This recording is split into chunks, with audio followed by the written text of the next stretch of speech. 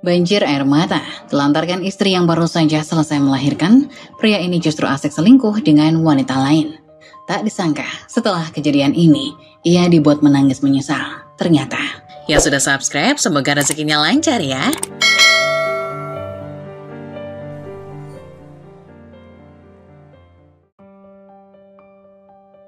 Kamu bayar sendiri biaya persalinanmu. Itu karena salahmu sendiri. Tidak bisa melahirkan anak laki-laki sesuai yang aku mau.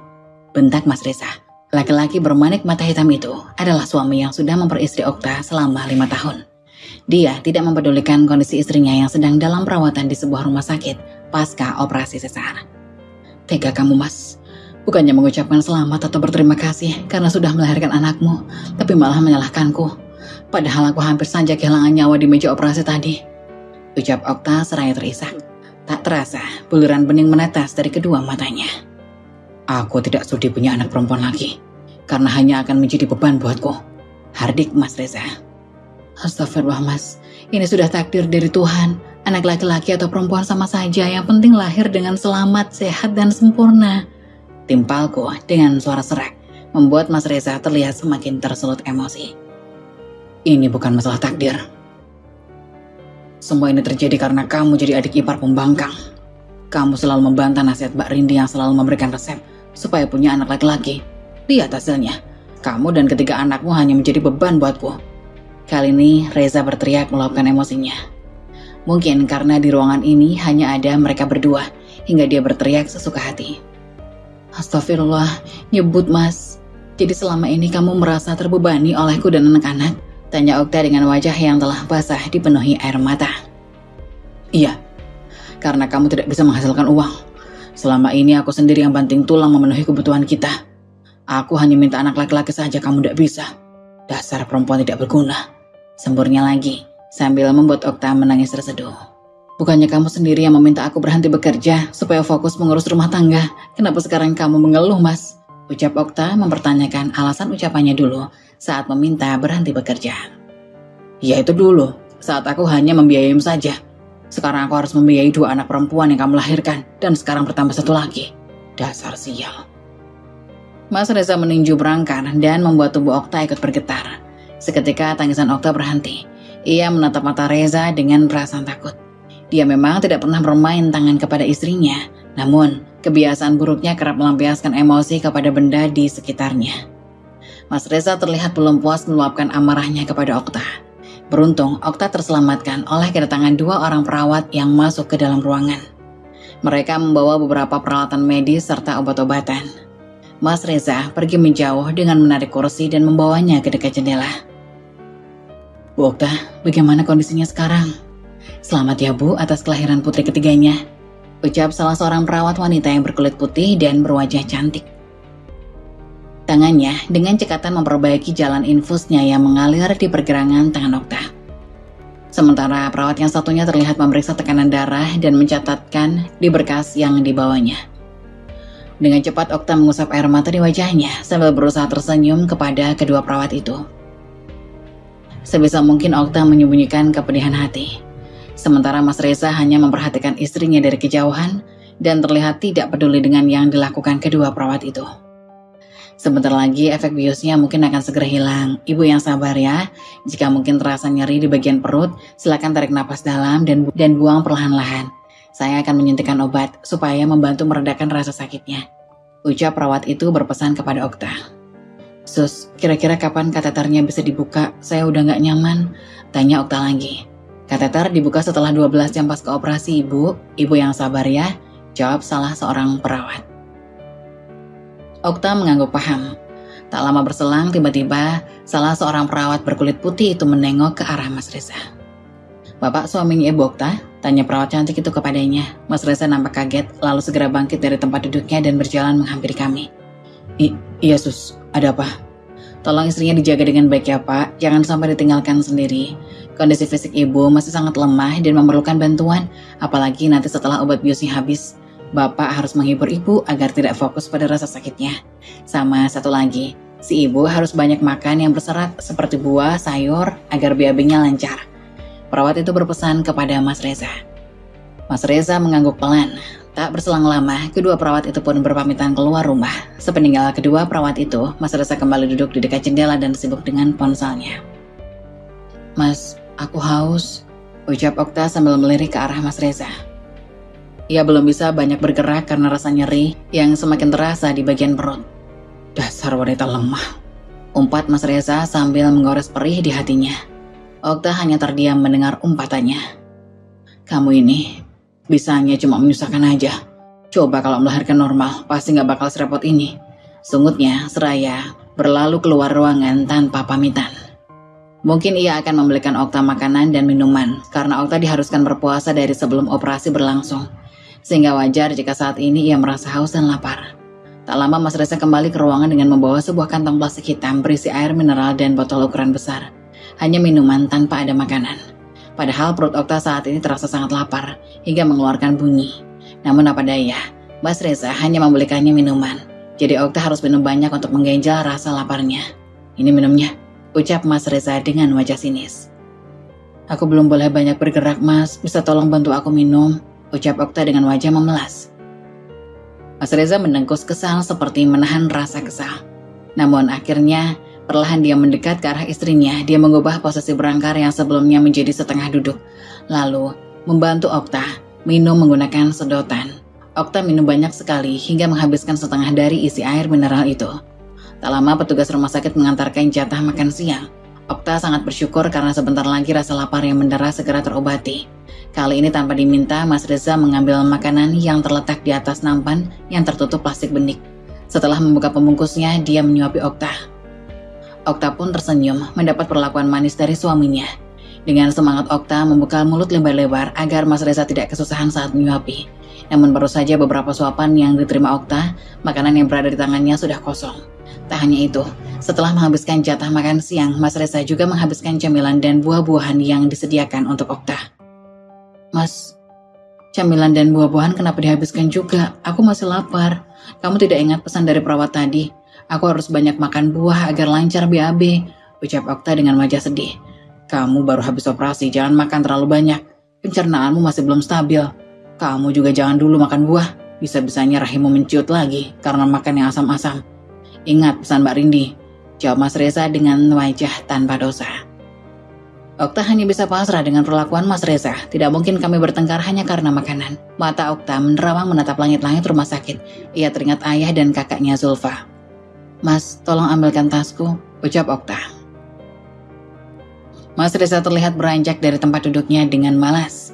Dia melangkah menuju lemari kayu berukuran kecil yang ada di samping berangkar dan mengambil tas. Dia menyerahkan tas masih dengan wajah sinisnya. "Mau nelpon siapa kamu?" tanya Mas Reza dengan tatapan menyelidik. "Mau ngabarin ayah sama Kak Zulfa kalau aku sudah lahiran. Sekalian minta bantuan untuk bayar biaya persalinan," jawab Okta. Wajah Mas Reza terkejut mendengar jawaban istrinya. "Jangan minta bantuan ayahmu, aku malu." "Kalau aku nggak minta bantuan ayah, bagaimana caranya mengganti uangmu? Apa sebaiknya minta tolong sama Kak Zulfa saja ya?" tanya Okta dan semakin membuatnya panik. Kenapa Mas Reza terlihat panik saat aku akan meminta bantuan ayah dan Kak Zulfa? Wanita ini memang selalu menguji kesabaranku. Dia sepertinya tahu kalau kelemahanku terletak pada ayahnya. Aku tidak memungkiri jika kehidupan kami selama ini tidak lepas dari sokongan dana dari ayahnya, ucap Reza dalam hati. Reza berpikir sejenak berperang dengan pikirannya. Saat ini, rumah yang mereka tempati dan perkebunan yang selama ini dikelola oleh Reza semuanya milik ayahnya Okta.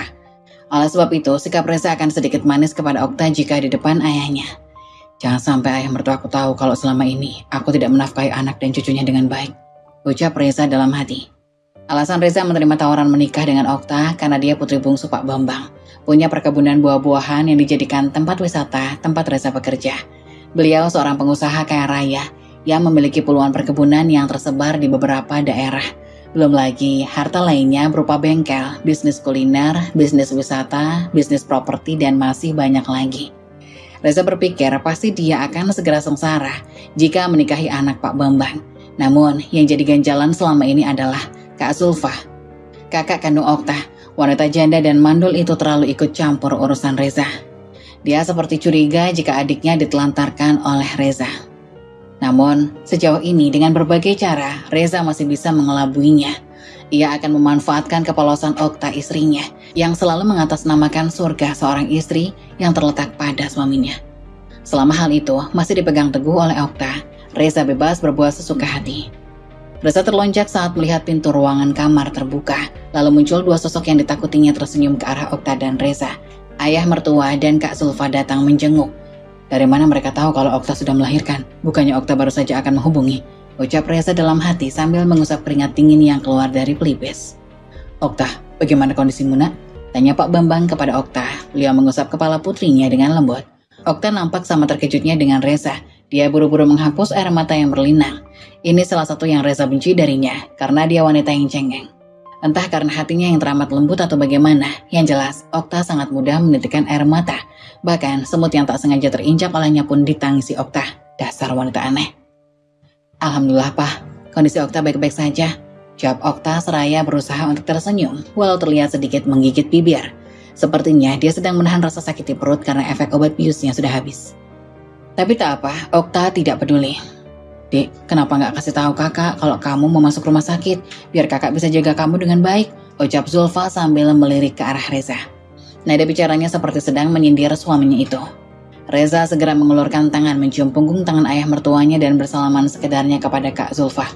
Begitupun dengan Okta, dia terlihat mencium punggung tangan ayahnya dan kakaknya. Maaf Kak, kami tidak sempat memberitahu. Kami semua panik karena air ketuban Okta sudah keluar banyak. Reza mewakili Okta menjawab pertanyaan Kak Zulfa. Sementara Okta terlihat menundukkan wajah Reza saat bicara. Tidak apa-apa Zah, sekarang yang terpenting Okta sudah melewati proses operasi dengan lancar. Lalu bagaimana kondisi cucu ketiga Papa? Tanya laki-laki berpawakan gagah di usia menjelang senja.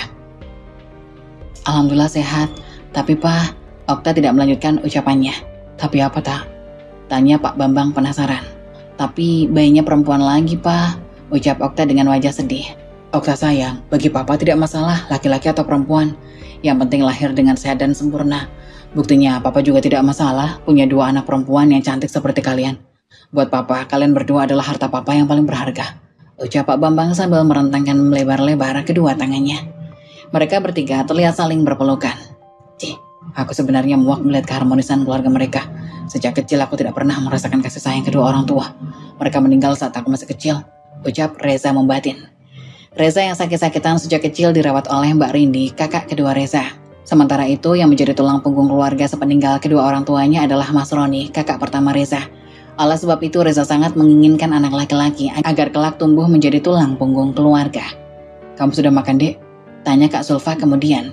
Reza terkejut mendengar pertanyaan Kak Zulfa. Jangan sampai Okta mengadu kalau makanannya dihabiskan oleh suaminya sendiri. Mata Reza menatap tajam ke arah Okta seperti dia tahu maksud dari tatapan suaminya itu. Sudah Kak, itu bekas makanannya sampai bersih tak bersisa, jawab Okta sambil sekilas melirik ke arah suaminya. Okta ikut menyindir Reza seperti kakaknya. Bagus itu Dek, biasanya orang habis melahirkan itu harus banyak makan supaya tenaganya cepat pulih. Apalagi kalau sudah menyusui, pasti bawaannya lapar terus, ujar Kak Zulfa. Alah sok tahu kau, janda mandul, kayak pernah aja melahirkan dan menyusui, umpat Reza dalam hati. Reza, yang bener aja kamu, masa istri habis lahiran cuma dikasih air mineral? Kamu kira Okta itu ikan mujair apa? Dasar suami pelit, umpat Kak Zulfa sambil menatap Reza sinis. Seandainya ada cermin, pasti wajah Reza sudah terlihat memerah karena ucapan Zulfa. Dia tidak menghargai Reza di depan Pak Bambang.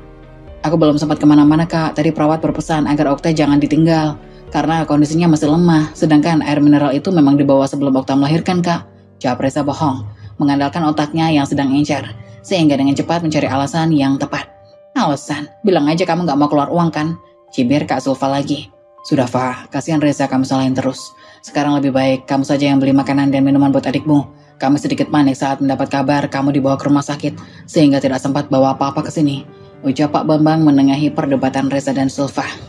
Biar Reza aja Pak yang beli, ucapnya menawarkan diri agar dinilai sebagai menantu yang baik di mata papa mertua. Gak usah basa-basi kamu, biar aku aja yang beli. Kalau kamu yang beli, bisa-bisa adikku dikasih makanan murahan yang gak ada gizinya, ucap Kak Zulfa masih dengan tatapan sinisnya. Dia berjalan keluar ruangan dengan wajah masam. Sebenarnya dalam hati, Reza gemas dengan wanita janda itu. Ingin rasanya melumuri mulutnya dengan cabai setan yang terkenal pedas. Namun, Reza berusaha menahan diri agar tidak terbawa emosi. Ia tidak mau kehilangan sumber mata pencahariannya. Namun sebenarnya dalam hati Reza bersyukur karena tidak perlu keluar uang untuk membeli makanan Okta.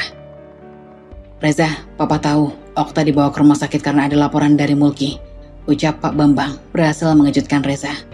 "Jadi dia melaporkanku kepada Papa. Memang saat mendapat telepon dari Okta, aku langsung pergi tanpa berpesan apapun kepada orang yang berada di kebun. Saat itu aku sedang memantau perkebunan. Rupanya hal itu dimanfaatkan Mulki yang memang sejak lama tidak menyukaiku," ucap Reza dalam hati dengan wajah panik sekaligus kesal. "Maafin Reza, Pak. Reza panik saat mendapat telepon dari Okta, sehingga tidak sempat berpesan apapun dengan orang di sana," ucapku memberi alasan. "Papa paham alasanmu, tapi lain kali tolong tinggalkan pesan kepada Papa atau yang berada di kebun atau dimanapun saat kamu berada. Jika kamu pergi meninggalkan semuanya begitu saja, takutnya pelanggan kecewa. Papa tidak mau para pelanggan kecewa karena tidak ada yang handle perkebunan," ucap Pak Bambang mengingatkan Reza.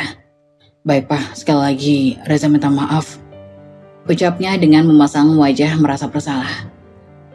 Papanya mengangguk seolah menerima permintaan maaf menantunya itu. Tak lama kemudian, Papa meminta izin keluar ruangan. Reza tidak tahu kemana mertuanya pergi. Waktu ini adalah kesempatan untuk menekan Okta agar tidak mengadu macam-macam pada papanya. "Awas kamu kalau ngadu macam-macam sama ayahmu," ancam Reza pada Okta. Okta terlihat ketakutan mendapat ancaman dari Reza. Lagi-lagi matanya berkaca-kaca. "Dasar wanita cengeng," umpat Reza dalam hati. Setelah beberapa lama menunggu, terdengar pintu ruangan terbuka.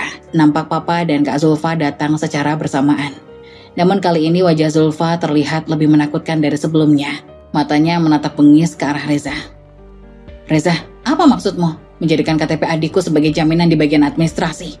bentak Kak Zulfa membuat wajah Reza pias seketika. "Kenapa diam? Kamu sudah gak bisa membiayai persalinan adikku hingga sampai hati menjadikan KTP-nya sebagai jaminan?" "Kan bukan begitu, Kak. Tolong sabar dulu, jangan terbawa emosi." Reza terlihat gugup, wajahnya juga ketakutan. "Apa benar yang dikatakan Kak Zulfa kalau kartu identitasku jadi jaminan di rumah sakit?" tanya Okta dalam hati. Sebelum operasi berlangsung, Reza sempat meminjam KTP Okta. "Coba kamu jelaskan kepada kami, kenapa KTP Okta bisa menjadi jaminan di ruang administrasi?" tanya Pak Bambang dengan suara berat. Wajahnya yang biasanya tenang, kali ini terlihat tegang. Okta kembali menatap laki-laki berambut ikal dan bermanik mata hitam itu dengan lekat. Ingin tahu jawaban atas pertanyaan papanya. "Jadi begini Pak, saat berangkat ke sini karena buru-buru Reza lupa bawa dompet. Entah tertinggal di perkebunan atau memang tertinggal di rumah. Reza hanya bawa uang cash sebesar 2 juta dalam tas. Pihak rumah sakit minta deposit yang jumlahnya setengah dari biaya persalinan. Reza bingung. Sehingga mau tidak mau menjadikan KTP Okta sebagai jaminan biar bisa diproses persalinannya," ucap Reza dengan tenang. Dia terlihat berhati-hati dalam berbicara, seolah takut mertua dan Zulfa curiga. Padahal Okta tahu itu hanya alasannya saja. Mana mungkin laki-laki perhitungan seperti Reza meninggalkan dompetnya. "Dasar pembohong," ucap Okta dalam hati. "Tidak masuk di akal. Masa iya kamu berangkat kerja gak bawa dompet? Terus kenapa kamu gak transfer aja biayanya lewat M-Banking?" sanggah Kak Zulfa, seolah tidak percaya dengan alasan Reza. "Maaf Kak, Reza tidak punya aplikasi M-Banking. Reza lebih nyaman menggunakan transfer langsung ke ATM Kak," jawab Mas Reza santai. Setahu Okta, kini Reza memang sudah tidak memiliki M-Banking yang sebenarnya memudahkan dalam bertransaksi online. Alasannya karena dia pelupa, sehingga seringkali aplikasi itu terblokir karena lupa dengan nomor PIN transaksinya. Okta sering melihatnya emosi karena salah memasukkan nomor PIN saat akan mentransfer uang kepada Mbak Rindi, kakak kandung Mas Reza yang kepentingannya melebihi istrinya. "Kenapa kamu tidak minta bantuan Papa atau bantuan Zulfa?" tanya Pak Bambang kemudian. "Maaf Pak, Reza gak mau ngerepotin Papa dan Kak Zulfa. Selama Reza bisa ngatasin sendiri," jawab Reza sok mampu. Padahal kenyataannya dia memang tidak mampu mengatasi keuangan dalam rumah tangganya sendiri. Bukan karena kekurangan uang, melainkan dia yang selalu mementingkan keluarga kandung dibandingkan anak dan istrinya. "Buktinya emang kamu gak bisa mengatasinya kan? Bilang aja kamu gak mampu bayar biaya persalinan yang nominalnya bisa kamu dapat hanya dalam waktu 2 bulan aja," cecar Kak Zulfa, masih belum puas membuat Mas Reza kehabisan kata. Sudah, kali ini biar Papa yang membayar biaya persalinan Okta," ucap Pak Bambang kembali menengahi perdebatan Reza dan Kak Zulfa untuk kedua kalinya. "Gak usah Pak, biar Reza aja yang bayar. Berhubung ada Papa dan Kak Zulfa yang menjaga Okta, Reza rencananya mau pulang ngambil dompet yang ketinggalan," kata Reza menolak tawaran dari Pak Bambang. Ini sudah yang ketiga kalinya Pak Bambang membiayai persalinan Okta. Beliau tidak mau memberatkan Reza. Padahal jelas-jelas sudah menjadi tanggung jawabnya sebagai seorang kepala keluarga. Namun, Reza seolah terlihat tidak mau memberatkan Pak Bambang. Padahal sebenarnya dia sangat mengharapkan bantuan mertuanya itu. Dia sangat pandai bersandiwara di depan Pak Bambang dan Kak Zulfa. Kamu jangan menolak bantuan Papa, Zah. Biar nanti uangnya kamu gunakan untuk kebutuhan kalian saja. Apalagi sekarang anak kalian sudah bertambah. Ucap Pak Bambang membuat Okta kembali merasa bersalah padanya. Okta selalu mendapatkan bantuan dari papanya, padahal sudah memiliki suami yang seharusnya bertanggung jawab pada keluarga. Reza akhirnya mengangguk dengan ragu. Sementara Kak Zulfa terlihat kesal dengan keputusan Pak Bambang. Reza tahu selama ini sikap Kak Zulfa selalu sinis padanya karena merasa curiga dia tidak menjadi suami yang baik untuk adiknya. Namun selama ini pula, Okta menutupi dari Pak Bambang dan Zulfa karena Okta tidak ingin papanya menyesali keputusannya karena sudah menjodohkan Okta dengan laki-laki yang salah. Oleh sebab itu, Okta memendam sendiri masalah rumah tangganya. Selain tidak mau mengecewakan papanya, Okta juga ingin menjadi istri yang taat dan patuh pada suami. Ilmu yang didapat Okta sebelum dari pendidikan di pondok pesantren mengajarkan bahwa letak surga istri ada pada suaminya. Pada sore hari, Pak Bambang dan Kak Zulfa berpamitan pulang setelah melunasi seluruh biaya persalinan Okta. Kak Zulfa secara pribadi meminta maaf kepada adiknya karena tidak bisa mendampingi seperti persalinan Okta sebelumnya. Karena dia sedang ada kesibukan membuka beberapa cabang bisnis kuliner ayahnya yang berada di luar daerah. Sebelum pergi, Kak Zulfa berpesan agar Okta menghubunginya jika membutuhkan bantuan. Seperti yang sudah-sudah, Okta pasti mengatakan semuanya baik-baik saja. Setelah kepergian Pak Bambang dan Kak Zulfa, Reza kembali ke sikap aslinya. Dia kembali dingin dan sinis pada Okta. Tak lama kemudian terdengar dering ponsel Reza. Entah siapa yang menelpon dia. Dia menerima panggilan itu seraya berjalan keluar ruangan. Reza selalu seperti itu, selalu menjauh dari istrinya jika mendapat panggilan telepon. Okta hanya mengusap dada dan berusaha bersabar dengan semua sikapnya. Ia yakin suatu hari nanti sikapnya perlahan akan berubah seiring dengan berjalannya waktu. Cukup lama juga Reza berada di luar ruangan. Rasanya tidak ada gunanya menanti kedatangan Reza. Maka dari itu Okta berpikir sebaiknya ia beristirahat untuk memulihkan tenaga yang terkuras pasca melahirkan. Entah berapa lama Okta tertidur, ia terkejut saat mendengar pintu terbuka dan Reza masuk ke dalam ruangan dengan tergesa-gesa. Terheran saat melihat dia meletakkan jaket berbahan kulitnya di berangkar. Rupanya dia sedang kebelet karena dia langsung menuju toilet. Saat Reza berada di toilet, Okta merasa penasaran siapa yang menghubunginya. Okta nekat mengambil ponsel dari balik saku jaketnya. Dalam hati berdoa agar jangan sampai Reza mengetahui jika Okta merazia ponselnya. Perlahan Okta membuka ponselnya yang tidak terkunci. Okta langsung melihat riwayat panggilan masuk, tertera nama Mbak Rindi. Setelah memeriksa riwayat panggilan, Okta memeriksa riwayat kotak masuk. Ada pesan terbaru dari Mbak Rindi. Karena berada di urutan paling atas, Okta penasaran dan membaca pesannya. Zah, transfernya 30 juta aja, yang 20 juta buat bayar arisan yang menunggak 2 bulan, sisanya buat Mbak ke salon. Wajah Mbak udah kucel banget nih, karena udah lama banget gak ke salon. Bagaikan tersayat belati, hati Okta terasa perih membaca pesan dari kakak iparnya yang memang selalu mencampuri urusan rumah tangganya. Pantas saja Reza selalu perhitungan kepada keluarga kecilnya. Rupanya selama ini dia diam-diam mengirimkan uang kepada Mbak Rini. Sebenarnya, Okta tidak masalah jika Reza membantu saudara kandungnya. Jika kewajibannya telah dijalankan dengan baik, namun pada kenyataannya Reza lalai dengan semua tanggung jawabnya.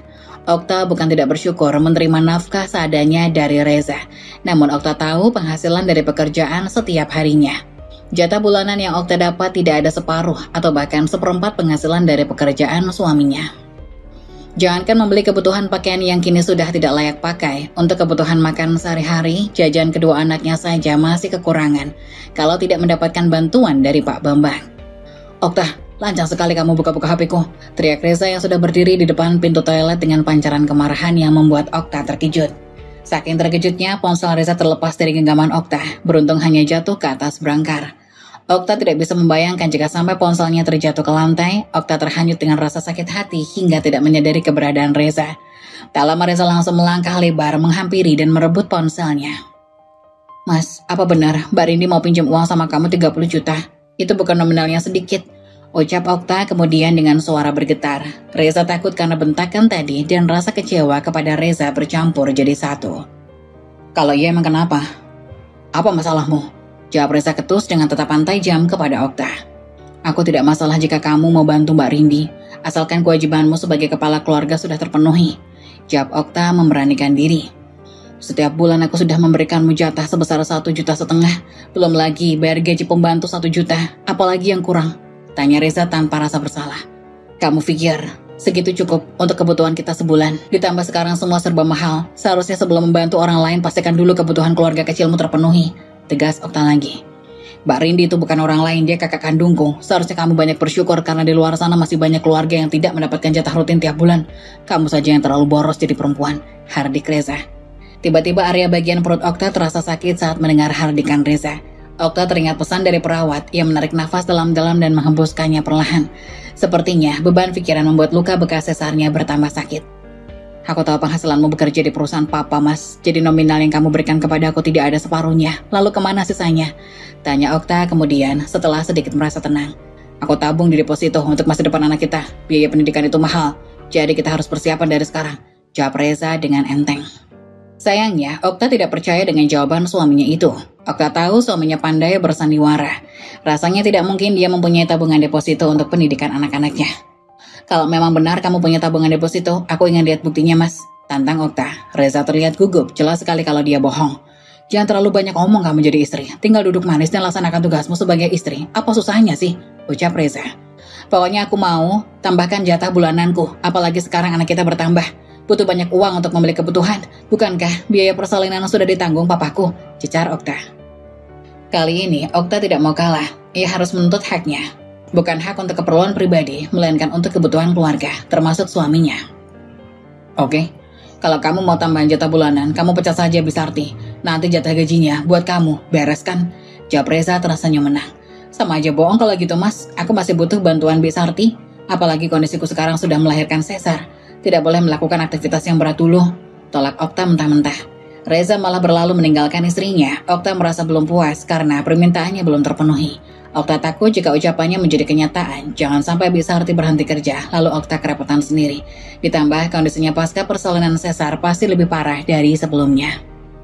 3 hari sudah Okta mendapatkan perawatan di rumah sakit pasca persalinan sesar. Rencananya hari ini ia pulang ke rumah. Okta sudah mengabari papahnya dan juga Kak Sulfa atas kepulangan Okta. Namun mereka berhalangan sehingga tidak bisa ikut menjemput. Setelah semua proses administrasi selesai, Okta sudah bersiap-siap untuk pulang. Bayinya sudah berada di dalam gendongan. Walaupun perutnya masih terasa sakit, namun terbayarkan dengan melihat wajah bayinya yang cantik. Reza terlihat cuek dengan bayinya, padahal wajahnya 100% mirip dengannya. Okta berjalan tertatih, merasakan sakit yang makin terasa, ditambah beban menggendong bayi. Reza tidak ada inisiatif untuk membantu atau menggendong anaknya agar istrinya tidak kepayahan seperti saat ini. Mereka pun menaiki lift untuk turun ke lantai 1.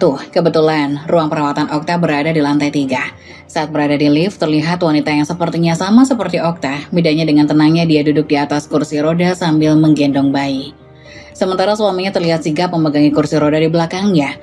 Okta merasa terenyuh dengan keadaannya sendiri. Reza tidak peduli pada istri dan bayinya. Okta berjalan tertatih keluar dari lift menuju halaman rumah sakit untuk menunggu taksi online pesanan Reza. Setelah taksi datang, Okta dan Reza memasukinya. Sepanjang perjalanan tidak ada obrolan di antara mereka. Reza malah asik dengan ponselnya, sementara Okta sibuk menenangkan bayinya yang terlihat sedikit rewel di gendongan. Hampir 1 jam lamanya menempuh perjalanan, akhirnya mereka tiba di rumah. Dari kejauhan nampak Bisarti sudah menunggu kedatangan mereka. Entah dari mana dia tahu kalau Okta pulang hari ini. Bisarti dengan sigap mengambil bayi yang digendong, sementara Reza melangkah lebar masuk ke dalam rumah. Lagi-lagi Okta hanya bisa mengusap dada melihat sikap suaminya itu. 2 hari kemudian, Okta berada di rumah. Hampir tiap malam Okta tidak dapat tidur karena merasakan rasa sakit di area perut. Ditambah lagi bayinya juga rewel setiap malam hingga menjelang pagi. Entah kenapa ASI-nya juga masih belum keluar, padahal di persalinan sebelumnya ASI keluar sehari pasca melahirkan. Mas, tolong belikan dedek bayi susu formula. ASIku belum keluar, kasihan dia tidak bisa tidur nyenyak, mungkin lapar. Ucap Okta pada Reza yang sedang asik bermain game di ponsel. Paksa ASImu buat keluar, kalau beli susu tambah pengeluaran lagi. Emangnya kamu pikir cari duit itu gampang? Ketus Reza. Paksa gimana Mas? Aku juga nggak tahu kenapa ASInya belum keluar sampai sekarang. Padahal saat Lala dan Lili lahir, sehari juga sudah ada ASInya. Mungkin karena aku kelelahan jadi ASInya tidak keluar. Semua pekerjaan rumah dikerjakan Bisarti. Kamu lelah ngapain? Aku lelah karena kurang tidur, Mas. Si Dede nggak bisa tidur sampai pagi. Kamu harusnya bantuin jagain Dede supaya aku bisa istirahat. Jawab Okta. Males banget aku begadang buat jagain bayi perempuanmu itu. Kalau bayinya laki-laki baru aku mau, jawabnya enteng. Lagi-lagi masalah jenis kelamin yang menjadi alasan hingga suaminya tidak peduli dengan bayinya. Okta tidak tahu apakah sikap suaminya akan berubah seiring dengan berjalannya waktu. Kondisi tubuh Okta semakin menurun pada hari ketiga setelah melahirkan. Bukan hanya rasa sakit pada area perut, namun ia merasa kelelahan karena harus begadang setiap malam. Asinya belum kunjung keluar, mungkin itu sebabnya si bayi selalu rewel dan tidak nyenyak tidurnya. Okta merasa menjadi ibu yang tidak berguna karena tidak dapat memberikan ASI. Sementara Reza tidak peduli kepada anaknya meskipun beberapa kali Okta telah meminta membelikannya susu formula. Okta menangis terseduh di kamar, meluapkan semua kesedihannya. Bukan kali ini saja Okta menangis, namun akhir-akhir ini entah mengapa Okta sering menangis tanpa sebab yang jelas. Ia merasa suasana hatinya gampang berubah-ubah pasca melahirkan. Terkadang ia merasa sedih, namun tiba-tiba merasa kesal bercampur emosi. Bukan karena sikap Reza, tetapi Okta sendiri tidak tahu penyebabnya, sering menangis tanpa alasan yang jelas. Tiba-tiba perutnya terasa mulat, sepertinya ia ingin buang hajat. Okta melangkah perlahan dan berhati-hati menuju toilet. Ia hanya bisa merasakan sakit di bagian bokong saat tidak bisa membuang hajat dengan lancar. Padahal perutnya terasa sangat mulas dan ingin mengeluarkan semua isinya, tetapi rasanya sulit. Saat Okta berusaha memaksakannya, rasa sakit semakin menjadi. Akhirnya ia memutuskan untuk menyudahi aktivitasnya saat itu. Sepertinya Okta kekurangan serat karena selama berada di rumah sakit dan di rumah tidak pernah memakan buah-buahan, walaupun merasa sudah banyak makanan sayur. Mas, hari ini jadwal kontrol kur ke rumah sakit, kamu bisa antar aku kan? Sekalian aku mau tanya penyebab susah BAB dan sekarang bokongku terasa sakit sekali, ucap Okta pada laki-laki yang bergelar suaminya itu. Gak usah pakai acara kontrol segala, buang waktu dan uang aja. Obat dari rumah sakit masih ada kan? Obat emang masih ada mas, tapi kata dokter tetap harus kontrol supaya diperiksa luka bekas sesarnya, sekalian diganti plester. Aku gak ada waktu buat antar kamu, bisa kena marah lagi aku sama bapakmu. Reza tetap kukuh menolak permintaan istrinya. Kamu izin dulu sama papa, pasti dibolehin. Aku gak tahan rasa sakitnya mas, ucap Okta memelas. Sudahlah Okta, jadi istri itu jangan manja. Ini semua karena salahmu sendiri. Kenapa melahirkan secara sesar? Anak yang dilahirkan pun bukan laki-laki, bentaknya tanpa rasa belas kasihan. Okta tidak membantahnya lagi. Ia tidak mau berurusan panjang lebar karena lagi-lagi meributkan masalah jenis kelamin bayinya. Dengan santainya Reza berangkat kerja menggunakan motor dan meninggalkan istrinya yang merintih kesakitan. Neng, Bibi pamit pulang ya. Semua pekerjaan sudah beres. Non Lala dan Lili sudah Bibi mandikan dan suapi. Sekarang mereka sedang tidur di ruang TV. Pamit Bi Sarti, asisten rumah tangga Okta. Iya, nggak apa-apa Bi. Terima kasih, jawab Okta. Okta melangkah menuju ruang televisi untuk melihat anak-anak. Sementara si bayi sedang tidur di kamar. Lala dan Lili sedang tidur menghadap televisi yang menayangkan kartun kesukaan mereka. Tiba-tiba air mata Okta pun jatuh menetes melihat wajah polos mereka yang sedang terlelap. Usia mereka berbeda 2 tahun. Lala berusia 3 tahun, sementara Lili, adiknya, berusia 1 tahun. Pasca melahirkan Lala, Reza meminta Okta untuk kembali hamil untuk bisa memiliki anak laki-laki. Namun diam-diam Okta meminum pil KB agar tidak bisa hamil. Usia Lala yang masih terlalu kecil menjadi pertimbangan untuk memberikan adik untuknya. Okta khawatir jika Lala mempunyai adik, semua perhatian dan kasih sayang ibunya tersita kepada adiknya. Namun akhirnya Reza mengetahui rencana Okta karena lupa menyembunyikan pil KB yang Okta minum.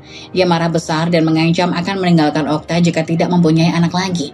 Akhirnya Okta mengalah dan berhenti minum pil KB. Alasan Okta mengalah bukan karena takut kehilangan Reza. Namun itu sangat mengkhawatirkan keadaan papanya jika berpisah dengan Reza. Dia adalah laki-laki pilihan papanya. Okta tidak mau mengecewakan beliau. Okta mencium kening kedua anaknya satu persatu, tak lupa berdoa dalam hati agar ia bisa menjaga dan merawat mereka hingga kelak dewasa. Tiba-tiba perutnya kembali bergejolak, meminta dikeluarkan isinya. Okta kembali melangkah perlahan menuju toilet, namun lagi-lagi ia tidak dapat mengeluarkan kotoran yang mengganjal di perut. Akhirnya, dengan sekuat tenaga, ia memaksanya keluar walaupun dengan rasa sakit yang luar biasa. Akhirnya Okta bisa mengeluarkan kotoran yang mengganjal meski harus memandikan keringat dan darah yang terlihat dalam kloset. Seketika Okta merasa panik dan menangis sejadi-jadinya, namun rasanya percuma saja karena tidak ada yang akan menolong. Saat mencoba beranjak dari kloset, rasa sakit luar biasa tidak hanya di area bagian perut, tapi juga di area bokong. Rasanya panas seperti terbakar. Okta sampai tidak bisa berdiri dan akhirnya hanya bisa merangkak seperti bayi. Tujuannya adalah ke kamar untuk minta bantuan Reza. Dengan bersusah payah akhirnya Okta tiba di kamar dan meraih ponsel yang diletakkan di atas nakas. segera mencari kontak suaminya, namun saat akan menghubunginya ternyata paket kuota ponselnya habis. Okta kembali menangis terseduh-seduh dan tidak tahu harus berbuat apa. Sementara rasa sakit kini semakin mendera di bagian perut. Saat Okta merabanya, terasa sedikit basah. Okta tersentak saat menyikap pakaian yang dikenakannya. Ada rembesan darah dari plester yang menutup luka sesar di bagian perut. Kepalanya tiba-tiba pusing dan semua terlihat gelap. Okta, bangun sayang. Ada kakak dan papa di sini. Saya terdengar suara Kak Zulfa di telinga Okta. Ia mengeliat dan membuka mata secara perlahan. Okta menyipitkan mata saat cahaya yang begitu terang menerpa penglihatan. Okta mengerjapkan kedua mata dan melihat sekeliling. Semua serba putih. Di mana aku? Apa mungkin aku sudah meninggal? Tanya Okta dalam hati. Okta, kamu sudah sadar? Kini terdengar suara papanya begitu jelas di telinga Okta. Okta menoleh ke arah suara. Nampak wajah papanya yang sangat ia kenal menyunggingkan senyum. Itu artinya aku masih hidup. Okta berusaha untuk bangkit dari pembaringan, namun Kak Zulfa menahan. Kamu jangan dulu banyak gerak ya. Jahitan operasi sesarmu sedikit terbuka. Tetapi kamu tenang saja, dokter sudah memperbaiki. Ucap Kak Zulfa memberitahu adiknya. Dokter, berarti sekarang aku di rumah sakit? Iya, di rumah sakit. Kakak yang membawamu karena pingsan di kamar. Okta beristighfar dalam hati. Ternyata yang memberikan pertolongan adalah keluarganya sendiri, sementara Reza tidak berada di ruangan ini. Lalu anak-anak sama siapa, Kak? Tanya Okta mengkhawatirkan anak-anaknya. Kakak sudah minta bantuan tetangga terdekat untuk memberitahukan asisten rumah tanggamu untuk menjaga mereka. Okta menghela nafas lega. Lalu Mas Reza kemana? Tanya Okta. Dia belum kami beritahu. Biarkan saja dia panik mencarimu. Dasar suami gak guna. Istri lagi sakit malah ditinggal sendiri. Padahal bukannya hari ini adalah jadwal kontrol ke rumah sakit. Jawab Kak Zulfa dengan sorot mata kebencian saat mendengar nama Reza disebut. Okta, bagaimana bisa kamu tidak sadarkan diri di kamarmu? Memangnya Reza tidak tahu kalau kamu sakit? Okta terhenyak mendengar pertanyaan papanya. Apa yang harus ia katakan kepada beliau? Apakah ia harus mengatakan yang sebenarnya? Reza berangkat kerja dengan perasaan kesal bercampur emosi. Semua gara-gara Okta istrinya karena ia berpikir seenaknya saja. Istrinya minta dibawa kontrol ke rumah sakit. Padahal obatnya saja masih belum habis. Dia bilang harus diperiksa oleh dokter sekalian mengganti plester yang menutupi luka pasca sesarnya. Memangnya tidak memakan biaya. Semuanya tidak gratis. Sementara uang tabungannya sudah berkurang 30 juta karena dipinjam oleh Mbak Rindi untuk bayar tunggakan arisannya. Aku tidak rela kalau sampai dia dikeroyok oleh teman-temannya karena belum membayar arisan. Padahal sudah menang di awal. Ucap Reza berperang dengan pikirannya sendiri. Reza menolak permintaan Okta mentah-mentah. Dia berpikir bahwa wanita itu memang lebay. Sepengetahuan Reza, persalinan sesar itu keluar lewat perut melalui jalan operasi. Itu pun sebelumnya disuntik bius terlebih dahulu, sehingga tidak akan merasakan sakit. Okta, kenapa dia sekarang berubah? Padahal sebelumnya dia istri yang penurut, tetapi tiba-tiba berubah menjadi istri pembangkang. Sikapnya semakin aneh pasca melahirkan secara sesar. Reza diam-diam sering memergokinya menangis tanpa sebab. Selain itu, emosinya pun terkadang berubah-ubah. Apakah ini yang dinamakan penyakit pasca melahirkan yang sering dialami oleh wanita pasca melahirkan? Kalau tidak salah namanya adalah baby blues syndrome. Okta memang sering mengeluhkan kelelahan bergadang karena bayi, sehingga meminta bergantian untuk berjaga. Tentu saja Reza menolak karena menurut Reza itu kesalahan Okta gara-gara air ASI-nya belum juga keluar, sehingga bayinya menangis kelaparan. Reza juga tidak mau mengeluarkan uang untuk membeli susu formula untuk bayi itu. Walaupun tidak dipungkiri wajah bayi ketiganya sangat mirip dengan ayahnya, namun tetap saja Reza tidak bisa bersikap peduli karena jenis kelaminnya bukan laki-laki. Bang Reza, stok pupuk dan beberapa racun hama di gudang sudah habis. Sebaiknya segera pesan kepada sales yang biasa Bapak Bambang pesan. Lapor Mulki, salah satu pekerja yang sikapnya sejak awal kurang menyukai Reza. Mulki selalu mencari kesalahan untuk menjatuhkan Reza di depan Pak Bambang, papanya Okta. Aku sudah tahu, gak usah kamu ingatkan lagi. Urus saja pekerjaanmu sana, biar itu menjadi urusanku. Jawab Reza ketus dengan wajah sinis. Menurut Reza, laki-laki seperti Mulki memang jangan pernah diberi hati, karena dia tipe orang yang tidak tahu cara berterima kasih. Padahal sebenarnya Reza termasuk orang yang royal kepada karyawan dengan memberikan bonus kepada mereka jika pendapatan kebun mengalami kenaikan. Reza sangat beruntung diberi kepercayaan penuh mengelola perkebunan wisata milik mertuanya.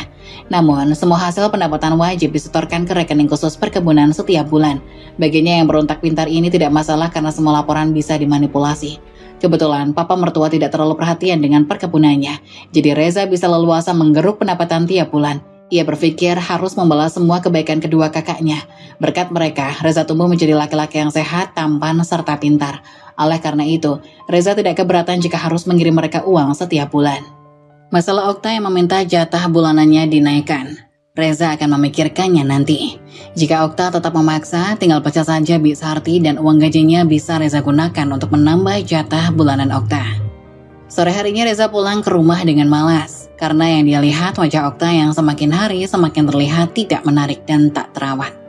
Belum lagi mendengar jerit tangisan kedua anaknya itu, sekarang ditambah bayi yang suaranya melengking mencapai belasan oktav, mengalahkan penyanyi kelas dunia. Mau bagaimana lagi, semuanya harus diterima agar tetap bisa hidup enak dan membantu perekonomian kedua kakaknya. Namun, Reza merasa heran saat melihat suasana rumah yang terlihat sepi dan pintu tak terkunci. Kemana perginya Okta dan anak-anak? Dada Reza mulai bergemuruh menahan emosi, tubuhnya yang lelah selepas bekerja, tapi istrinya malah tidak berada di rumah. Setelah memeriksa ke semua penjuru rumah yang kosong melompong, Reza mendatangi rumah Bu Siti tetangga yang rumahnya berseberangan. Kebetulan Bu Siti sedang menyapu halaman rumahnya. Reza pun bertanya kepada Bu Siti. "Permisi Bu Siti, apa Ibu melihat anak dan istri saya?" Tanya Reza seraya menyunggingkan senyum. "Loh, memangnya Pak Reza nggak tahu? Istri Bapak dibawa ke rumah sakit sama kakaknya. Katanya Bu Okta ditemukan pingsan di rumahnya. Kalau anak-anak sudah dibawa sama Bisarti ke rumah," jawab Bu Siti dan berhasil membuat Reza bagai tersambar petir di siang hari. Reza bergegas meninggalkan Bu Siti tanpa pamitan, mengendarai motor menuju rumah sakit untuk mengetahui keadaan Okta. Bisa gawat kalau sampai Kak Zulfa bahkan papanya tahu kalau Reza sudah meninggalkan Okta yang sedang sakit. Reza mengendarai motor dengan kecepatan penuh agar segera tiba di rumah sakit. Setibanya di tempat tujuan, ia bergegas memarkirkan kendaraan dan berlari menuju bagian informasi. Setelah mendapatkan informasi, Reza setengah berlari menuju lift untuk sampai ke lantai 2 rumah sakit tempat Okta dirawat. Sepanjang perjalanan jantungnya berdegup lebih cepat dari biasanya. Kak Zulfa dan Pak Bambang pasti marah besar karena kesalahan suaminya. Kenapa Okta tidak menghubunginya? Aku jadi ingat terakhir Okta meminta dibelikan kuota 2 bulan yang lalu. Pasti kuotanya habis, sehingga tidak bisa menghubungiku, ucap Reza dalam hati dengan wajah panik. Otaknya serasa buntu memikirkan alasan yang tepat untuk menjawab pertanyaan kedua orang yang Reza segani itu. "Okta," Reza memanggil saat memasuki ruang perawatan. Benar saja, Kak Zulfa dan Pak Bambang berada di sana. Mereka menatap Reza dengan tatapan penuh amarah. "Mau apa kamu datang ke sini?" bentak Kak Zulfa kepada Reza. Sorot matanya seperti elang yang siap menerkam mangsa. "Mengapa Kak Zulfa bicara seperti itu? Aku suaminya Okta, wajar kalau aku datang ke sini," jawab Reza dengan mimik wajah dibuat sendu. Ia pura-pura sedih melihat keadaan Okta agar terlihat meyakinkan. "Suami macam apa kamu? Membiarkan adikku pingsan di rumah sendirian?" hardiknya lagi. Kilatan amarah terpancar dari sorot matanya. Reza sedikit gugup, tetapi berusaha menampilkan wajah bersalah agar aktingnya terlihat natural. Reza tidak menanggapi ucapan Kak Zulfa. Dia malah berjalan mendekati ke arah Okta dan memeluknya. Reza kembali berakting supaya Kak Zulfa tidak terus-terusan menyalahkannya. "Okta sayang, kenapa kamu tidak menghubungiku kalau kamu sakit? Tadi pagi saat aku akan pergi bekerja kamu terlihat baik-baik saja," ucap Reza masih dengan wajah dibuat sesedih mungkin. Okta terlihat meneguk salivanya dan memalingkan wajahnya. Reza takut jika sampai istrinya mengadu kepada papanya kalau Reza yang sengaja meninggalkannya saat dia sedang kesakitan. "Kamu lihat kan, adikku sudah muak melihatmu. Sebaiknya kamu pergi, jangan pernah ganggu adikku lagi. Aku dan papa masih sanggup merawat dan membiayainya tanpa kamu." Kali ini suara kakak Zulfa makin meninggi. Sementara papa mertuanya hanya terdiam menjadi pendengar setia. Padahal biasanya beliau yang selalu membela Reza. "Gak usah kebanyakan drama kamu. Cepat pergi dari sini. Dan jangan pernah menampakkan batang hidungmu lagi," bentak Kak Zulfa pada sosok laki-laki di hadapannya ini dengan wajah memelas. Namun tiba-tiba papa yang berada di dekat Reza terlihat memegangi dadanya. Nafasnya terlihat naik turun. Okta dan Zulfa langsung panik. Pasti penyakit jantung papanya kumat lagi. Zulfa segera berlari keluar ruangan sepertinya hendak memanggil bantuan. Sementara Reza terlihat terkejut dengan keadaan papa mertuanya. Dia berinisiatif untuk menuntun Pak Bambang ke arah sofa yang berada di pojokan ruangan. Lalu kemudian membaringkan perlahan. Pak Bambang masih memegangi dadanya dan matanya terlihat terpejam. Selang beberapa lama kemudian, Kak Zulfa datang bersama seorang laki-laki yang diduga sebagai dokter. Laki-laki berpakaian putih serta berkacamata itu memeriksa kondisi Pak Bambang. "Sebaiknya ayah Anda dipindahkan ke ruang IGD untuk pemeriksaan lebih lanjut," ucapnya setelah selesai melakukan pemeriksaan. "Baik dok, lakukan yang terbaik untuk papa saya," ujar Kak Zulfa patuh. Tak lama kemudian datang beberapa petugas rumah sakit yang membawa berangkar dan memindahkan Pak Bambang ke atas berangkar tersebut. Kakak Okta mengikuti mereka dan meninggalkan Okta dengan suaminya. Setelah kepergian mereka, sikap Reza berubah ke sikap aslinya. Wajahnya tidak lagi terlihat sedih dan memelas. Dia memang pandai bersandiwara. Kamu lihat sendiri kan kondisi papamu. Kamu tahu kalau aku adalah menantu kesayangannya. Beliau pasti sangat kecewa jika tahu kebenaran yang sesungguhnya, dan itu akan memperparah kondisi kesehatannya, ucap Reza berbisik ke telinga Okta. Dia tersenyum penuh kemenangan. Okta menangis terseduh mendengar ucapannya yang menurutnya sebuah ancaman. Okta ingin bicara jujur kepada Kak Zulfa dan papanya mengenai kebenaran yang sesungguhnya. Tapi Okta takut kondisi papanya akan semakin parah. Okta belum siap menerima hal terburuk. Tinggal Pak Bambang satu-satunya orang tua yang tersisa. Pak Bambang memang memiliki riwayat penyakit jantung yang biasanya kambuh jika ada yang membebani pikiran. Okta tidak mau menambah beban pikirannya jika menceritakan kebenaran yang sesungguhnya. Malam harinya, Kak Zulfa kembali datang ke ruangan Okta saat Reza sedang keluar. Gimana kondisimu sekarang? Alhamdulillah sudah membaik, Kak. Sepertinya besok sore juga aku sudah boleh pulang. Kamu boleh pulang ke rumahmu, tapi tidak dengan lelaki itu, ucap Kak Zulfa ketus.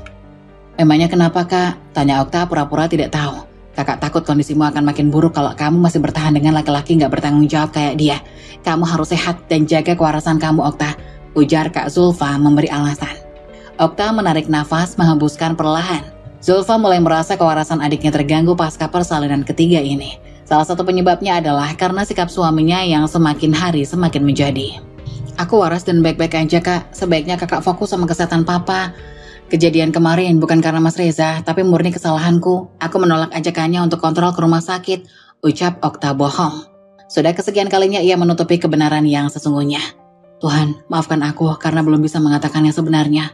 Aku punya alasan sendiri, kesehatan dan keselamatan papa lebih penting dibandingkan dengan kewarasanku.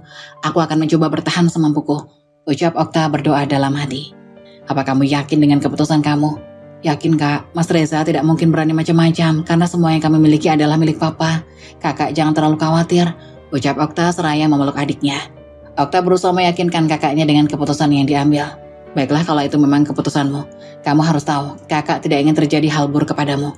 Kakak sayang kamu, Okta, ucapnya seraya menatap matanya lekat.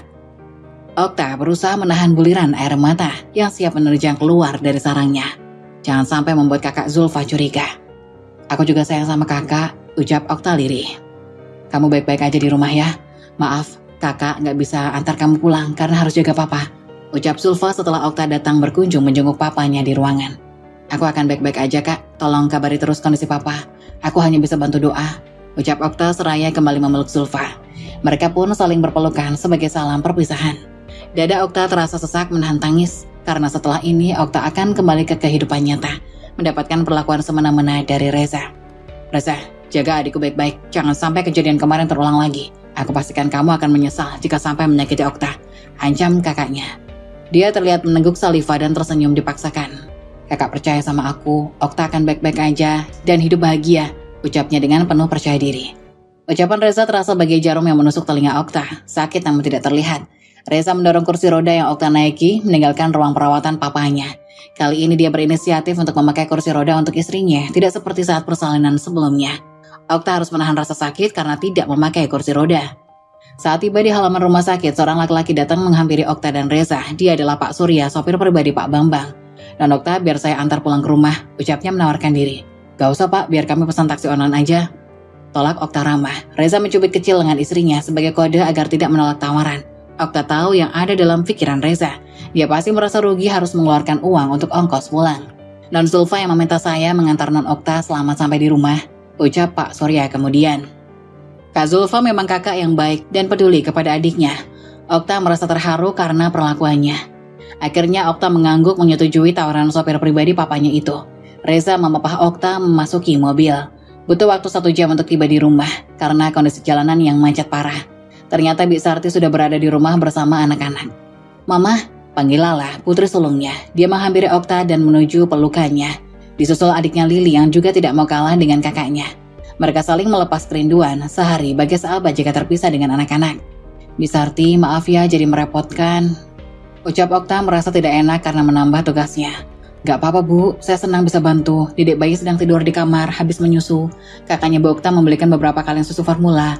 Dedek bayi lahap sekali menyusunya, jadi gak rewel, lapor Bik Sarti dengan wajah sumringah. Okta bernafas lega karena Bik Sarti menjaga ketiga anaknya dengan baik, terutama kepada bayi yang belum sempat Okta beri nama. Okta sebenarnya sudah menyiapkan nama bayi laki-laki dan perempuan, namun rencananya minta persetujuannya dulu dengan Reza. Tak lama berselang, Bisarti pun berpamitan pulang, sementara Okta dan anak-anak masuk ke dalam rumah untuk beristirahat. 1 minggu telah berlalu, pasca Okta melahirkan secara sesar, Kak Zulfa mengabarinya jika ayah telah sembuh dan kembali beraktivitas seperti sedia kala.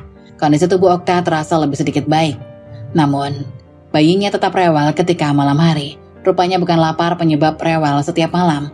Sepertinya dia sedang mengalami proses adaptasi lingkungan. Okta masih saja begadang hampir tiap malam hingga menjelang pagi. Ia sangat lelah, ditambah lagi sudah 2 hari Bisarti izin karena berhalangan. Alhasil kondisi tubuh Okta makin menurun. Sementara sikap Reza masih belum berubah, dia masih saja bersikap dingin dan cuek kepada istrinya dan ketiga anaknya. Sudah hampir 2 minggu Bisarti belum kunjung ada kabar. Okta sangat kelelahan karena selain mengerjakan pekerjaan rumah ditambah mengurus anak-anak. Mas, Bisarti kenapa belum balik? Aku capek mas, aku harus mengurus pekerjaan rumah tangga sekaligus menjaga anak-anak. Baguslah kalau dia nggak balik lagi. Itu artinya gaji Bisarti bisa buat tambah jatah bulanan kamu kan? Jawabnya santai. Kamu tega mas, aku bisa sakit dan kewarasanku terganggu kalau begini terus. Apalagi kamu tidak mempedulikan kami. Berisik sekali mulutmu, membuat sakit kepala. Mending aku keluar aja cari angin segar. Ucapnya seraya berlalu meninggalkan Okta sambil memainkan ponselnya. Setelah Okta memperhatikan, akhir-akhir ini suaminya semakin intens bermain ponsel. Bukan bermain game, tetapi sibuk membalas chat yang entah dari siapa. Tak jarang dia terlihat menelpon seseorang dan menghindari Okta. Naluri Okta mengatakan kalau Reza sepertinya sedang mengalami puber kedua. Keesokan harinya, Okta terkejut saat tidak mendapati Reza di kamar. Berarti semalaman dia tidak pulang. Kemana sebenarnya Reza? Okta langsung berpikir yang bukan-bukan tentangnya. Reza tidak pernah seperti ini sebelumnya. Meskipun sikapnya selalu dingin, namun dia selalu pulang ke rumah setiap hari. Saat Okta berada di ambang kebimbangan mencari keberadaan Reza, tiba-tiba ponselnya berbunyi, menandakan ada pesan masuk. Suamimu berada di penginapan dekat perkebunan wisata sejak semalam, bersama. Pesan masuk dari nomor yang tidak dikenal. Okta segera mengetikkan pesan balasan, karena pesannya membuat penasaran. Bersama siapa? Apa dia bersama seorang perempuan? Balas Okta. Sebaiknya Anda datang ke penginapan dekat perkebunan sekarang dan lihat sendiri. Okta berada di ambang kebimbangan. Antara harus percaya atau tidak dengan pesan yang dikirim oleh nomor yang tidak dikenal itu. Namun, apa salahnya jika mengecek keberadaan Reza di penginapan itu? Karena dugaannya memang mengarah ke sana. Otaknya segera bersiap untuk menuju penginapan dekat dengan perkebunan itu. Beruntung, kedua anaknya Lala dan Lily masih tertidur. Okta berangkat hanya membawa si bayi dalam gendongan. Sebenarnya ia merasa khawatir meninggalkan kedua anaknya yang masih balita di rumahnya tanpa adanya yang mengawasi. Namun Okta terpaksa karena tidak ada Bisarti yang dimintai tolong untuk menjaga mereka. Sedangkan untuk meminta bantuan Bik Siti tetangganya ia merasa sungkan. Okta sangat sering merepotkannya. Sebenarnya jarak penginapan dengan tempat tinggal lumayan dekat dan bisa ditempuh dengan jalan kaki. Namun untuk menghemat waktu memilih menggunakan ojek agar tiba dengan cepat dan kembali sebelum anak-anak bangun. Setibanya di perkebunan, suasana masih terlihat sepi karena masih pagi. Para pekerja belum ada satupun yang datang. Okta memutuskan untuk bersembunyi di samping penginapan karena tidak memungkinkan untuk masuk ke dalam. Karena rolling door masih dalam keadaan tertutup. Namun yang membuatnya yakin karena motor Reza berada di parkiran. Rupanya dia tidak mengira kalau Okta akan menyusulnya kemari. Okta mengeratkan pelukan pada bayi yang berada dalam gendongannya. Berusaha membuatnya tetap tidur agar jangan sampai dia terbangun saat ibunya mengintai ayahnya. Tak lama menunggu terdengar suara rolling door dibuka. Kemudian disusul dengan seorang perempuan dan laki-laki. Suara laki-laki itu adalah Reza, sementara suara perempuan itu terasa asing di telinganya. Mas, aku mau sarapan nasi uduk ya. Terdengar suara perempuan yang dibuat manja. Iya sayang, kamu mau sarapan apa? Aku belikan. Jangankan hanya nasi uduk, kamu minta makan di restoran pun aku kabulkan. Jawab Reza terdengar sok romantis. Emangnya ada restoran yang buka sepagi ini mas? Gak ada, mereka terdengar tertawa bersamaan. Indah sekali hidup kamu mas, ternyata begini kelakuan kamu di belakangku. Kamu begitu royal kepada gundikmu, sementara kamu tidak peduli dan sangat perhitungan kepada keluargamu. Gemam Okta dalam hati. Setelah melihat mereka pergi dengan boncengan motor, Okta memutuskan kembali pulang ke rumah. Di sepanjang perjalanan, air matanya mengalir tak tertahankan. Ia tak menyangka, selain tidak peduli kepada keluarganya, ternyata Reza juga mengkhianati Okta. Hatinya hancur berkeping-keping. Semua pengorbanannya selama ini sia-sia. Namun ia tidak dapat berbuat apa-apa karena nyawa Pak Bambang adalah taruhannya. Setelah membayar ongkos ojek, setengah berlari masuk ke dalam rumah dan meletakkan bayinya ke atas tempat tidur. Darahnya saat ini terasa mendidih, menahan emosi yang tertahan sejak tadi. Masih teringat jelas kelakuan Reza yang telah berselingkuh di belakangnya. Okta tidak dapat berpikiran jernih dan akhirnya meluapkan emosinya dengan membanting semua barang-barang yang ada di dalam kamar. Okta mengamuk layaknya orang yang sedang kesetanan. Bahkan cermin di meja rias tak luput jadi pelampiasan emosinya. Okta berteriak dan menangis meraung-raung seperti orang tidak waras. Mendengar suara teriakan Okta, bayi yang terlelap seketika bangun dan menangis kencang. Namun tidak ada sedikit pun rasa iba untuk menggendong dan menenangkannya. Penderitaan yang Okta rasakan semakin bertambah sejak kehadirannya. Tak lama kemudian, Lala dan Lili pun masuk ke dalam kamar dan menangis histeris melihat ibunya yang terlihat menyeramkan dengan pakaian dan rambut acak-acakan. Okta melupakan Tuhan dan keluarga. Satu yang ada di pikirannya saat ini adalah mengakhiri semua penderitaan yang menyiksa batin dan pikirannya. Namun Okta tidak ingin pergi meninggalkan anak-anak. Okta akan mengajak mereka semua untuk ikut serta. Okta tidak rela jika mereka merasa penderitaan juga. Okta tidak mau membebani papahnya dan juga Zulfa. Tanpa sadar, Okta melangkah mengambil pecahan kaca yang tergeletak di lantai. Matanya menatap tajam bergantian ke arah anak-anak. Lala dan Lili terlihat ketakutan dengan menyandarkan tubuh mereka ke tembok. Saat Okta melangkah menghampiri mereka dengan membawa pecahan kaca, mereka semakin menangis histeris. Okta tidak mempedulikan tangisan mereka. Dengan kejam, Okta menarik paksa salah satu anak di antaranya. Saat akan mengayunkan pecahan kaca ke lehernya, terdengar teriakan dari orang yang Okta kenal. Okta menatap ke arah sumber suara dan seketika menjatuhkan kaca yang berada di genggaman, kemudian ia pun pingsan. Okta terbangun saat mencium bau cairan kimia yang menusuk hidung, perlahan membuka mata dan mencoba mengingat kejadian yang menimpanya. Saat Okta mengingat Reza berboncengan dengan wanita lain, ia kembali histeris dan hendak berlari dari tempat yang terasa asing baginya. Okta, istighfar nak. Kamu jangan mengikuti bisikan setan yang merasukimu. Ingat, kamu masih memiliki 3 buah hati yang membutuhkanmu. Di sini ada Papa dan juga Kak Zulfa yang menyayangimu. Ucap papanya seraya memeluk dan berusaha menenangkan putrinya. Okta terdiam dan menatap lekat ke wajah papanya itu. Papa sayang sama Okta. Kak Zulfa juga sayang sama Okta. Tapi kenapa Mas Reza jahat sama Okta? Ucap Okta seraya terisak seperti anak kecil. Papa semakin mengeratkan pelukannya memeluk Okta dan kembali berusaha menenangkan putrinya. Buluran bening mengalir deras dari kedua sudut netranya. Papa mana yang sanggup melihat keadaan putrinya yang disayangi seperti orang yang sedang depresi. Okta menangis terseduh-seduh di pelukan papanya saat mendengar pintu ruangan terbuka dan sosok Kak Zulfa muncul membawakan makanan dan buah-buahan. Okta, kamu sudah sadar sayang? Tanya Kak Zulfa seraya menatap heran ke arah kami berdua yang sedang saling berpelukan dan bertangisan. Okta tidak menjawab pertanyaan Kak Zulfa. Matanya menatap kosong ruangan yang serba putih itu. Zulfa berjalan mendekat ke arah papanya dan mereka terdengar berbisik-bisik. Tiba-tiba kepala Okta kembali terasa berat dan ia pun kembali tidak sadarkan diri. Entah berapa lama Okta tidak sadarkan diri. Ketika terbangun nampak seorang laki-laki berpakaian serba putih menyunggingkan senyum kepada Okta. Mbak Okta sudah sadar. Bagaimana perasaannya sekarang? Tanya dokter seraya tersenyum. Okta terdiam seolah memikirkan jawaban yang tepat untuk menjawab pertanyaannya. Lidahnya terasa kaku untuk bicara sehingga ia menjawabnya hanya dengan anggukan. Dokter itu kembali tersenyum dan meminta Okta untuk kembali beristirahat. Tak lama kemudian terlihat dokter itu menghampiri Pak Bambang dan Kak Zulfa yang sedang duduk di sofa yang berada di pojokan ruangan. Entah apa yang mereka bicarakan, Okta tidak dapat mendengarnya dengan jelas karena mereka hanya berbisik-bisik. Okta menatap ke arah langit-langit kamar, entah sedang bermimpi atau hayalan saja. Tiba-tiba tergambar sosok wajah Reza beserta selingkuhannya seolah sedang tertawa mengejek. Mas Reza jahat, kamu jahat mas, teriak Okta dengan histeris. Serta-merta, semua yang berada di ruangan menghambur menenangkannya. Okta semakin meronta dan ingin melepaskan diri. Ia ingin keluar dari ruangan untuk bertemu dengan Reza dan memberinya pelajaran. Namun tangannya dicengkram dengan keras. Bibirnya tak berhenti meracau, mengumpat, dan memaki suaminya yang sudah menorehkan luka yang begitu dalam di hatinya. Bukan hanya luka batin karena sikapnya yang dingin, tapi kenyataannya dia juga telah mengkhianati istrinya.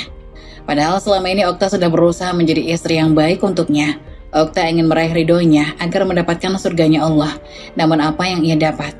Tubuhnya tiba-tiba melemah saat sebuah benda runcing menusuk lengan kanannya. Okta merasa mengantuk dan kembali tidak sadarkan diri.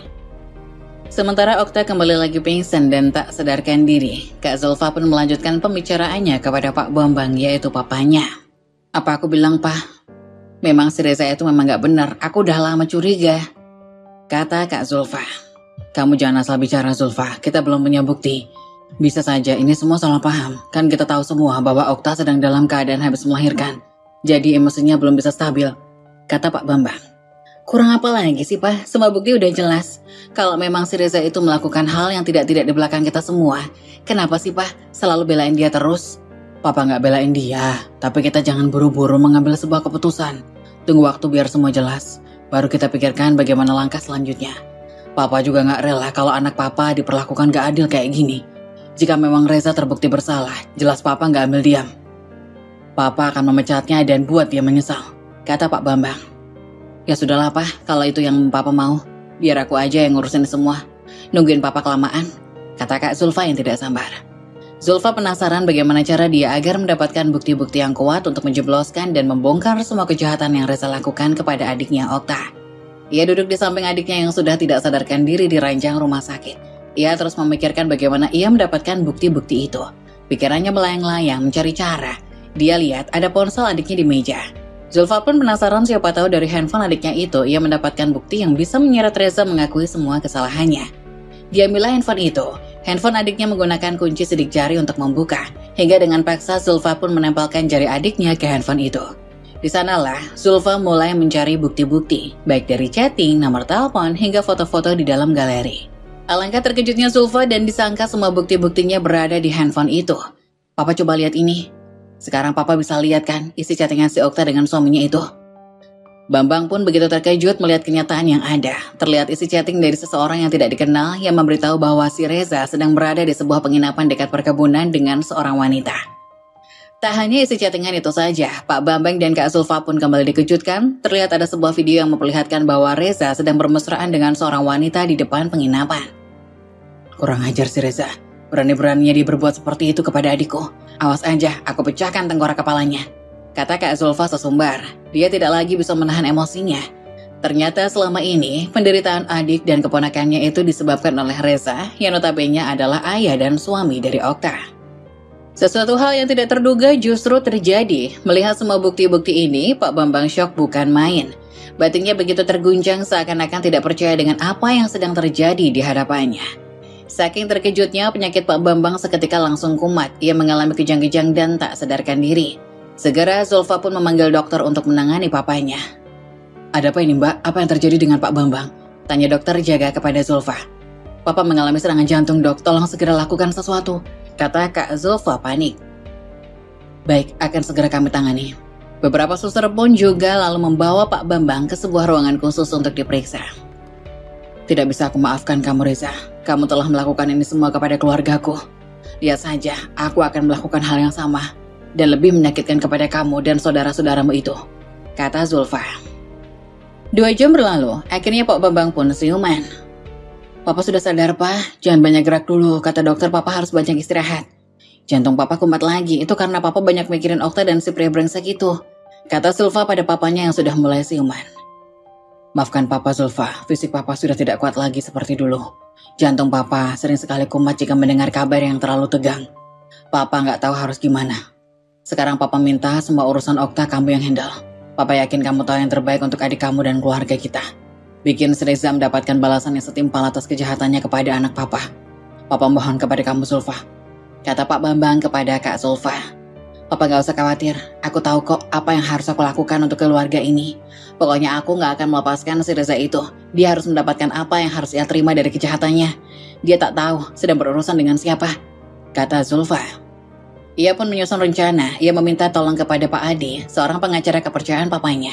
Pak Adi sudah biasa membantu Pak Bambang untuk menyelesaikan masalah-masalah perkebunan ataupun hal lainnya. Jadi tidak perlu lagi diragukan tentang kinerja Pak Adi. Mbak Zulfa gak usah khawatir. Aku dan Pak Bambang sudah berteman baik. Jadi aku pasti membantu Mbak Zulfa untuk memenangkan masalah ini. Lagi pula, bukti-bukti yang Mbak kasih ini sudah cukup kuat untuk menjebloskan Pak Reza ke dalam penjara, kata Pak Adi. Bagus deh kalau gitu, Pak. Aku udah gak sabar pengen lihat si Reza itu jatuh miskin dan membusuk di penjara.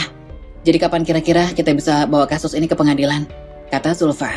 Mbak tinggal kasih laporan ini ke polisi, biar pihak kepolisian lah yang menangkap Reza. Kalau memang Pak Reza terbukti bersalah dan mengaku kejahatannya, dia bisa langsung saja kita masukkan ke penjara.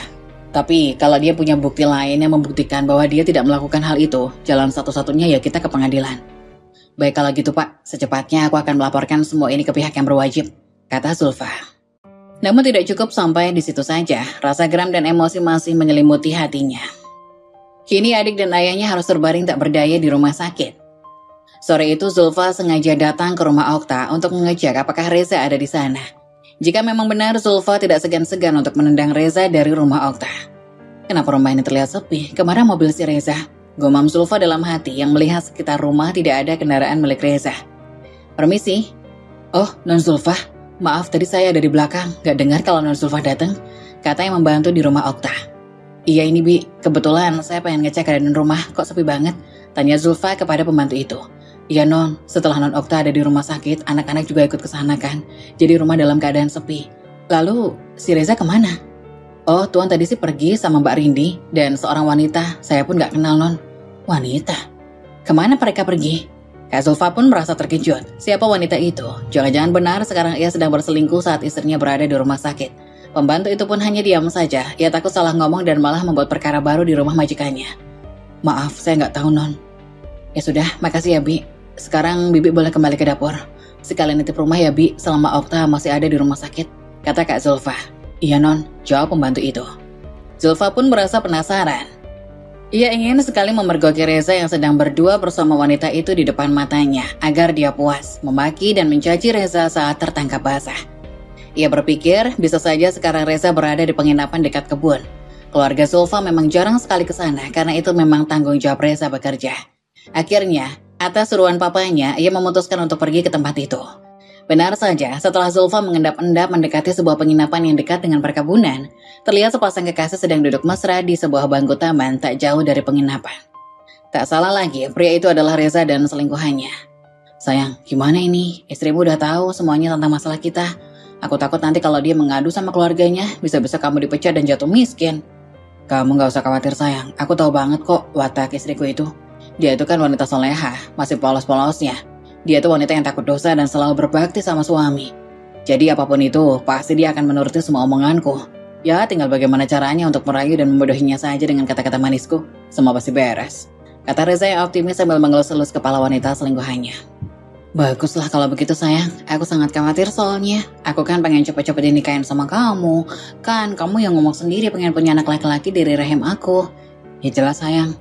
Setelah perkebunan ini aku miliki, aku akan segera menikahi kamu, dan kita bisa hidup bahagia dengan semua harta yang kita miliki nanti. Jadi kamu harus bersabar sedikit lagi ya, kata Reza. Semua pembicaraan antara Reza dan selingkuhannya itu terdengar jelas oleh Zulfa. Kemarahan kian memuncak dan tidak bisa terkendali lagi. Kamu pikir kamu siapa? Dasar laki-laki brengsek. Semua mimpimu itu sebaiknya kamu simpan saja, karena semua itu tidak akan pernah terjadi di dunia ini, kata Zulfa yang tiba-tiba saja muncul dari belakang Reza yang sedang duduk. Kak Zulfa, kata Reza terkejut. Kenapa? Kamu kaget lihat aku di sini? Enggak kak, ini kenalin partner kerja aku. Dia yang akan ikut serta investasi dalam perkebunan kita. Kata Reza mencari alasan untuk menyembunyikan siapa sebenarnya wanita yang ada di sampingnya itu. Kamu kira aku bodoh Reza? Kamu kira aku gak dengar semua apa yang kalian katakan tadi? Gak usah pura-pura lagi Reza. Kasihan selingkuhanmu itu gak kamu anggap. Selingkuh apa mbak? Ini benar-benar teman kerja aku. Kalau nggak percaya tanya aja dia. Iya mbak, saya teman kerjanya Mas Reza, kata wanita itu sambil menyodorkan tangannya, ingin bersalaman dengan Kak Zulfa. Pukulan tepat di wajah Reza. Aduh, apa-apaan ini kak? Kenapa kakak memukulku? Apa salahku? Kata Reza yang seakan-akan tidak terima dipukul dengan kencang oleh Zulfa. Dasar laki-laki nggak tahu diri. Sudah aku bilang, aku sudah tahu semuanya. Kamu masih aja bergumam yang tidak-tidak. Dramamu sudah selesai Reza. Apa-apaan ini? Kenapa wajah kamu Reza? Kata Mbak Rindi. Ini mbak, tiba-tiba Kak Zulfa memukulku, kata Reza membela dirinya. Kenapa kamu mukul adikku? Apa salahnya? Kata Mbak Rindi yang emosi melihat adiknya dipukul oleh Zulfa. Gak usah pura-pura bodoh. Kamu pun tahu kan apa yang terjadi di sini. Istrinya lagi sakit di rumah sakit, kamu malah enak-enakan di sini berduaan dengan selingkuhan kamu. Apa memang kamu gak pernah diajari rasa empati sama keluargamu? Tanya Zulfa. Kamu gak usah bawa-bawa keluarga ya, seenaknya sendiri datang ke sini tiba-tiba mukul orang lain. Kamu yang gak punya empati dan etika, kata Mbak Rindi yang masih emosi kepada Zulfa. Oh, jadi kamu pengen tahu kenapa aku mukul adikmu? Dan kamu pengen tahu juga bukti perselingkuhan di antara mereka? Lihat ini semua bukti kalau adikmu telah berselingkuh. Dia hanya mau harta kekayaan Okta saja. Kata Zulfa menyodorkan HP yang berisi video di mana Reza sedang bermesraan bersama wanita selingkuhannya. Reni pun hanya diam membisu. Reza sudah tidak bisa lagi dibela. Semua bukti yang diperlihatkan oleh Zulfa sudah menerangkan semuanya. Kenapa? Kenapa kalian diam saja? Kakak, jangan asal tuduh. Ini semua nggak benar. Kami hanya teman kerja, nggak lebih, kata Reza. Iya, bukti itu tidak kuat. Kamu jangan asal tuduh, ini namanya fitnah, kata Rindi. Oh, jadi kalian merasa tidak bersalah? Kalau begitu kita selesaikan ini di persidangan. Jika kalian punya bukti, kita selesaikan ini di pengadilan. Kata Zulfa mencoba mengancam Mas Reza dan kakaknya itu, sembari pergi meninggalkan mereka. Gimana ini sayang? Kalau memang benar ancaman itu terjadi, kamu bisa dipecat. Kamu gak perlu khawatir, mereka gak punya cukup bukti untuk menjebloskan aku ke penjara. Aku yakin Okta akan membela aku nanti, aku kan suaminya. Kata Mas Reza percaya diri. 8 hari kemudian, setelah surat laporan dan undangan dari pengadilan diterima oleh Reza, persidangan pun segera dimulai. Benar apa yang diharapkan oleh Reza tidak terjadi, justru mimpi buruk yang selama ini ia takutkan berada di depan matanya. Reza tidak cukup bukti untuk membela dirinya sendiri dan untuk melawan semua bukti yang dimiliki Zulfa dan pengacara. Bukti video, isi pesan singkat dari nomor itu, membuat Zulfa berhasil mencobloskan Reza ke penjara. Kini semua mimpi-mimpi bahagia rasanya berakhir sudah. Semua kejahatan yang ia lakukan selama ini terbayar. Ia harus mendekam di penjara atas tuduhan penipuan yang ia lakukan demi mendapatkan harta milik Okta. Ia pun menerima dari pengadilan agama bahwasannya ia dan Okta sudah tidak lagi menjadi suami istri. Kini hidupnya melarat dan menderita. Mbak Rindi pun sama, ia kini terlantar di jalanan. Sudah tidak ada lagi yang mampu menampung dan menafkahinya setelah Reza di penjara. Kini balasan dari Tuhan atas karma yang mereka perbuat telah terjadi. Justru kini Okta mencoba untuk hidup kembali, memulai semuanya dari nol. Menyusun rencana membangun keluarga yang bahagia bersama ketiga anaknya. Lambat laun ia mulai melupakan masa lalunya bersama Reza. Seorang pria yang tidak bisa bertanggung jawab atas keluarganya sendiri. Seorang pria yang harusnya dilupakan dan dibuang jauh-jauh dari hidupnya.